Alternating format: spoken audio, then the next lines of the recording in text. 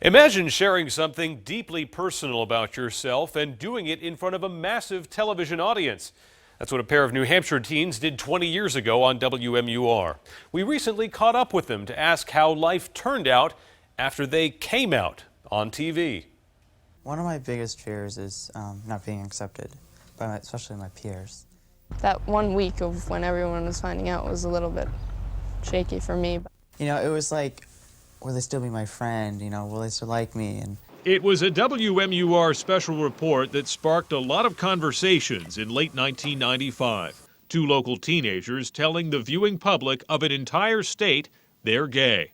20 years later, Josiah Richards still remembers the next day at school. It was a little surreal because I knew it had just aired and I was getting some looks from people, but really I got a lot of nods and congratulations from faculty and staff. A few classmates came up to me. Even as a teen, Josiah, who now lives and works in Fitchburg, Mass., felt it was important to speak out. So did Pip Clues. We caught up with her at the recent Pride March in Portsmouth.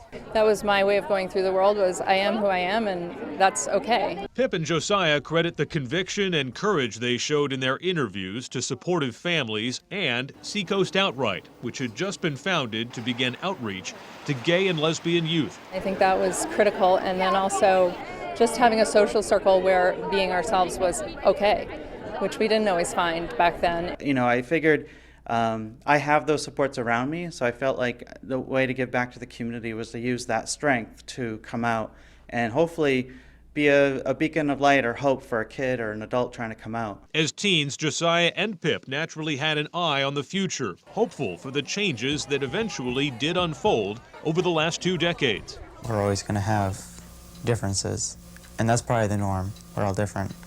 I mean, we can love the same way and help people and teach and do everything straight people can.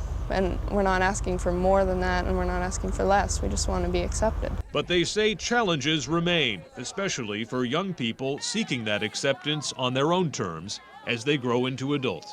There's still a lot of struggles for a lot of youth, especially when their parents aren't accepting or their religion isn't accepting, or people in their communities just have questions. And so it's very important for us to be out here and be visible and to support them. Come out when you're ready. There's no reason to, come out when you feel pressured or even wait till you have a boyfriend or a girlfriend. You need to come out in your own time and your own pace. And sometimes it is after you turn 18 and graduate high school. But be safe, be who you are, and just try to be happy. If you're wondering how we found these two after so many years, we just put the story up on Facebook. Pip responded in 15 minutes and Josiah after about an hour. You can see comments and reactions from them and many others on the original post on our Facebook page. Adam Sexton, WMUR News 9.